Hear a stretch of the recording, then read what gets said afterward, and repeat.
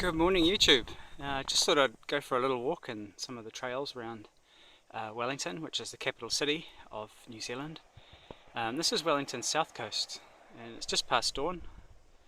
Wellington's quite a good place if you like walking trails and mountain biking, and mountain running is another thing you see a lot of here, and of course it's a harbour, so there's a lot of sailing and boating activity, fishing going on here. This is actually a marine reserve, so you won't see any fishes here. You have to go around the coast a bit if you want to do some of that.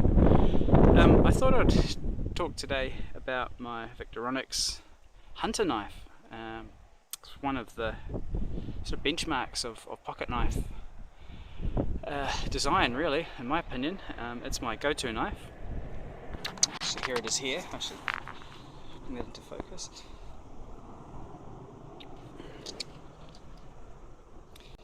Yeah, this is my Victorinox hunter knife. I was given it my 21st birthday, and it's been around the world with me. It's seen a fair amount of use. You can see the logo's been worn down. I've had it for over 20 years and it's seen a lot of use. So it's tried, tested and proven. I'll just set the camera up. Yeah, so this is it here. As I say, and it's seen a lot of use. Opened a few bottles of wine in Paris. It's actually been to Switzerland. We didn't go to the factory, but a nice country, well worth a visit. Still got the original Swiss Army knife toothpick. There's over 20 years worth of tooth grind. Original tweezers, and I've pulled a few splinters out of hands with that. It's got a lock blade and it's still working perfectly. It locks really well. No movement there. I find it quite easy to sharpen. It's got a good edge. It has what I think is the most useful feature.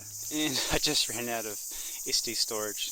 I had to move to internal storage. So I thought I'd move inland a bit. This is more of a wooded sort of terrain. Not quite as much light. I think that's going to look okay. Yeah, so there it is. Seen plenty of use. So you can see the size. It's good length. I compare it to a hand. So yeah, about as long as your little finger. Width-wise, just under your thumb. It's probably about as wide as your little finger again. What a great benchmark. There you go. Maybe just a smidgen bigger. It's got a plastic surface on it. Seems pretty durable. It's nice and lightweight, so it's the sort of thing that's good to put in a backpack and it's not going to weigh you down. It fits discreetly in a nice little pocket and you'd hardly know it's there. Here's a little key ring hole. I've lost the little ring that goes with it. It wouldn't be hard to replace. I find it's just a good general purpose length. It's good for food preparation. It's good for a bit of woodwork, cutting straps, ropes. I've never really done anything super stupid with it, which is probably why it's still around. I have cut myself on it plenty of times. If there was one flaw with this knife, it's that I found it easy enough to just slip and you cut yourself there, especially if it's muddy, wet, or even a bit of blood. It is a hunting knife, so it does have some hunting specific features. Well, one that I can think of. This is actually a range of knives. My father has a sailing one and it's blue and comes with a spike or splice for rope work. He's got a yellow one as well for rescue work, and I think it's got belt cutters and maybe a glass breaker or something like that. But anyway, this is the hunting one. It's one of the earlier ones because of its age, and you can tell because it doesn't have a deer head. The modern ones have a stag head. So this is really showing its age. Some of the other features, I can do it all one-handed. This is another excellent feature.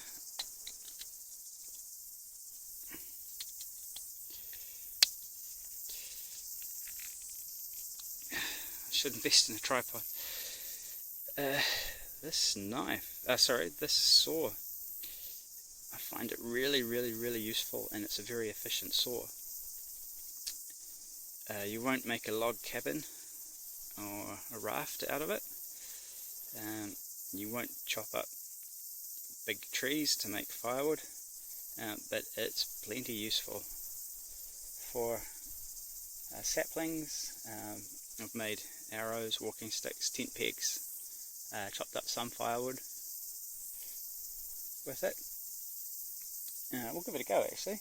I'll have a hat.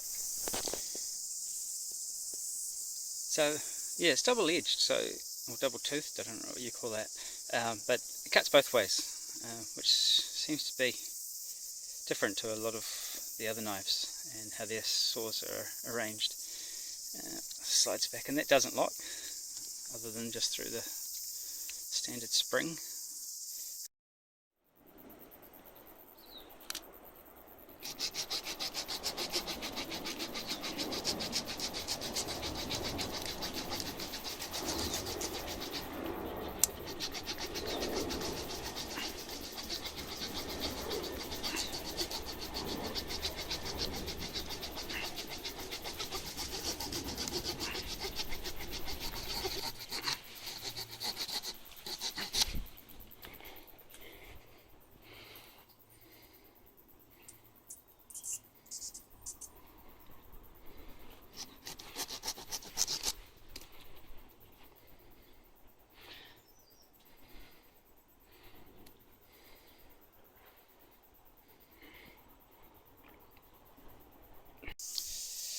When I was talking about slipping and cutting in there, one thing I have discovered is you can use the can opener, bottle opener as a bit of a guard if you're really worried about that. Obviously gets in the way, but it's better than, once I cut my thumb all the way almost to the bone. It took ages to heal. Better than a big cut.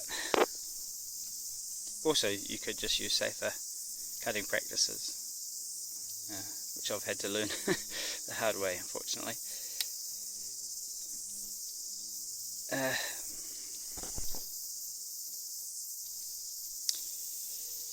Now this combined can opener, bottle opener, I think is one of the best inventions ever you can find on a pocket knife. I don't know why more people don't use it. I found it opens cans very well. It opens bottles really well. It's got a flathead screwdriver on the end and a wire stripper in there. Aside from the blade, it's probably the single most useful thing I find on this knife. And I really wish there were more knives available, or multi-tools with this kind of combo can opener, bottle opener. Some of the other things you'll find on here,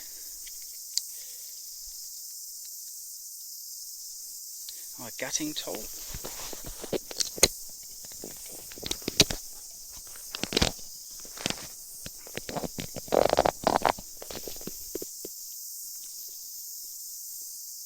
I didn't really know what that was at first. Used it for cutting fruit and some whittling. I thought maybe it was a whittler, but I found out later on it was a gutting tool. It's got a soft end, so you can get it under the skin and move it along. You won't open the intestines. It's nice smooth there. Some people say it's also quite good for cutting rope and maybe an emergency seat belt cutter tool, though I've never had to use it as such. Another thing I've found useful, used from time to time, this tool here. I believe it's called a reamer. I've always just called it a screwdriver, and it could be a leather working tool or a canvas tool. Punch through. See, it's got a hole there for carrying a thread. I've never really used it for that, although I've used it a few times for drilling, and we'll give that a go. You just put it in and twist.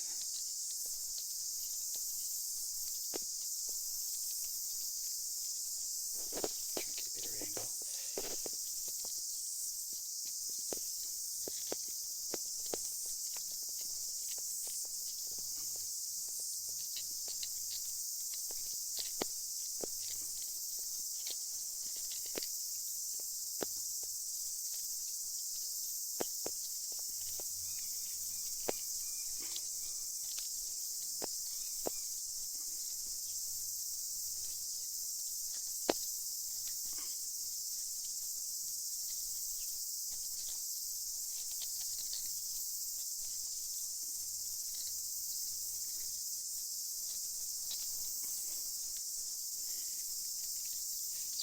Doing this. Maybe I should make myself a tripod using this knife.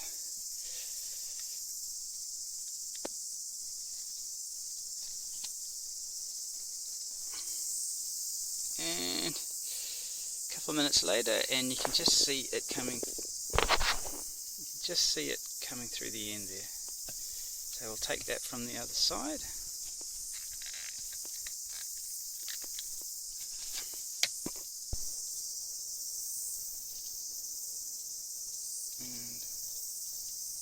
Having trouble focusing today. There you go, that's all the way through. Can you tell? Oh, there we go. Roof. So all within a couple of minutes with that reaming tool. And because I'm out here, I might as well use the blade. Not sure what I'll do. I'll cut up some wood. How about that? Alright.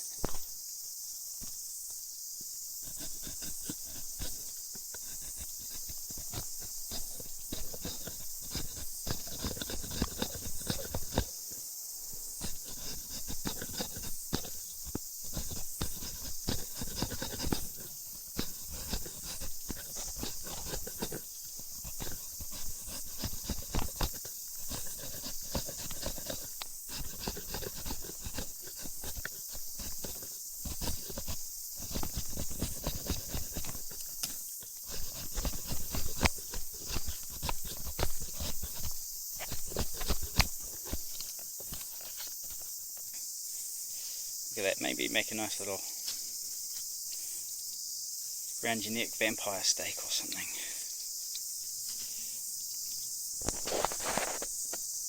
And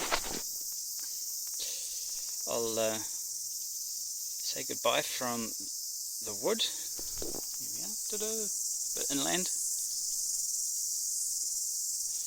Still hear the waves though, not too far away from the sea.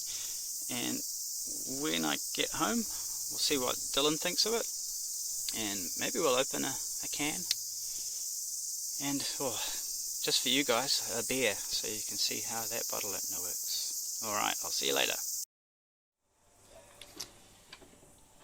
Here we are. Oh, look at that, there's a bottle of beer. This is Yeasty Boys, a Wellington based brewery. Last time I checked in with them, they were contract brewing somewhere out of Wellington. I don't know if that's changed, but certainly a popular beer hereabouts. Oh, and here's a can of boysenberries. So what I'll do is I'll bravely demonstrate opening a bottle of beer with this wonderful combination can opener, and I'll try and I'll do it one-handed. Can I manage it? Well, I don't know if I am. It might not end well. Oh. There we go. Ta-da! Easily done. And opening a can. There we go. In.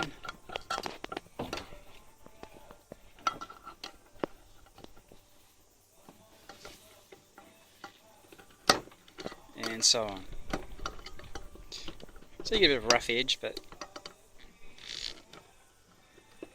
yeah, it's a bit tricky one-handed. Bit of a rough edge, but I don't mind that. For the utility of a combined tool in this space it saves you. I think it's well worth it.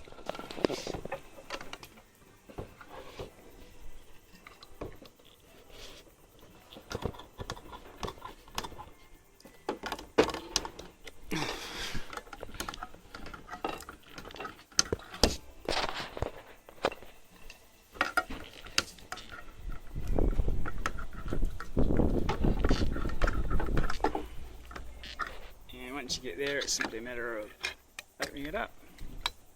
Yeah, so sharp edges, but you just keep your wits about you and you're fine.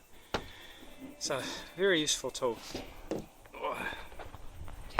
Hey Dylan, do you want to help me chop up some wood with that knife? No? You're going to play just with your Star Wars toys? Okay. Well, that leaves me stuck with a very important task of enjoying this beer on a lovely Wellington day to a Tara brewery. It's actually a Tara brewery tulip glass. And it's another local brewery. They actually brew just up the coast a little bit. It might take you 40 minutes, half an hour to drive there. And I've been on a tour of the brewery, and it's a pretty good drop. Well, on that note,